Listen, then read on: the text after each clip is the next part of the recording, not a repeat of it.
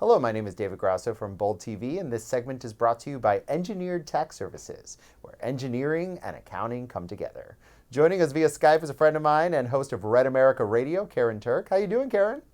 Great to be back. I'm doing fantastic, David. How are you? Always great to have you. I'm sure you've seen the news that New York Governor Andrew Cuomo signed a measure into law that gives Congress access to President Trump's state tax return. Of course, as a tax expert, you know that also gives you access to your federal return. So do you think Democrats in Congress will use this opportunity soon? I think they're going to attempt to. I think they'll do anything that they can to discredit the president. So I think this is just another thing that they're going to add to the long list of things that they've tried. And I don't think it's going to be terribly effective, but I think they're going to try whatever they can. They've been on this witch hunt for a while, so I don't think this is any different. So let's go back, historically, Trump's been in the spotlight for quite a while because before he got elected, he had to run, of course. Do you think President Trump should have released his tax returns on his own? I think historically, we've seen prior presidential candidates do this, and it's been something that historically has kind of been a tradition. But, it also is a very untraditional presidency. In the ways that he's very different are the reasons that I voted for him. I voted for somebody who's a businessman, who's a billionaire, who's been successful. And I think that the reason that he didn't release his tax returns is because his tax returns are complicated. They're more complicated than presidential candidates in the past. And, he knows that these Democrats and people on the other side are just looking to discredit him, and they're just looking to poke holes in something. So giving them a complicated set of circumstances is just going to allow them to throw darts at him. So let's talk about this New York law. It gives access to whom in Congress, and what could they use it for? It's only select members of Congress. So I think that that's something that is kind of misunderstood when you read some of the stories that are in the media. It kind of sounds like they're going to be publicly released and everybody's going to get to read them. But there is an actual process that needs to be upheld. And these select members of Congress really would have to work pretty hard to do that. And I think they will face some opposition in what they're trying to do, because I think there are a lot of people that are just tired of them throwing darts at the president and looking for things to pull apart. And they would have to really pick through these tax returns.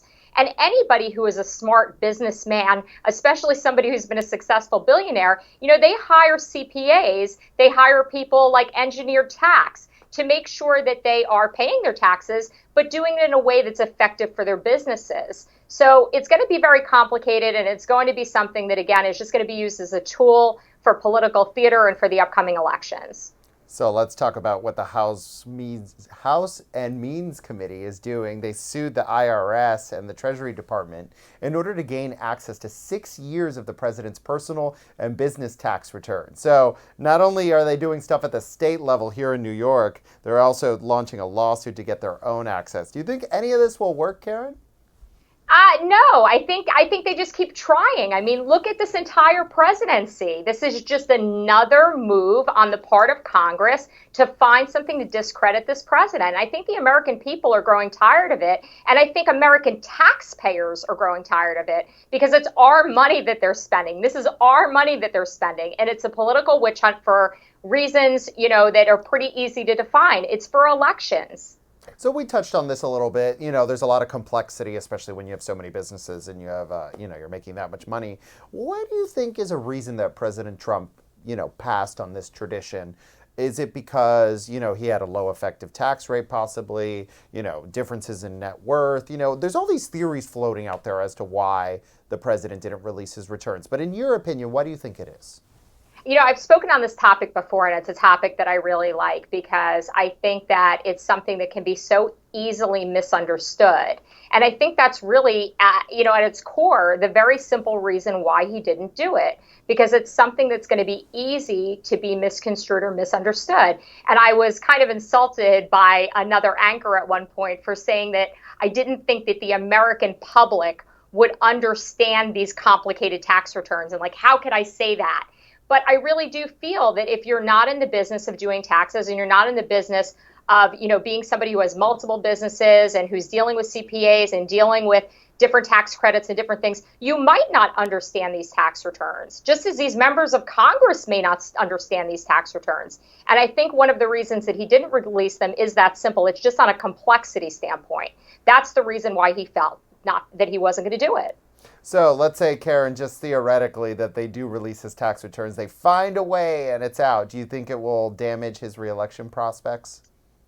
Nothing's damaged him so far, and we're still on the Trump train for 2020. So I don't really think that this little attempt on behalf of Congress is going to be any different. I mean, look at the Mueller report. Look at all these other things that were going to be the thing that was going to take him down. Impeachment, impeachment, impeachment, Russians, Russians, Russians. And here we are, and he's still our president. And a lot of people are behind him for 2020. And I think he's got this election in the bag. Teflon Don. Nothing sticks, Karyn, does it?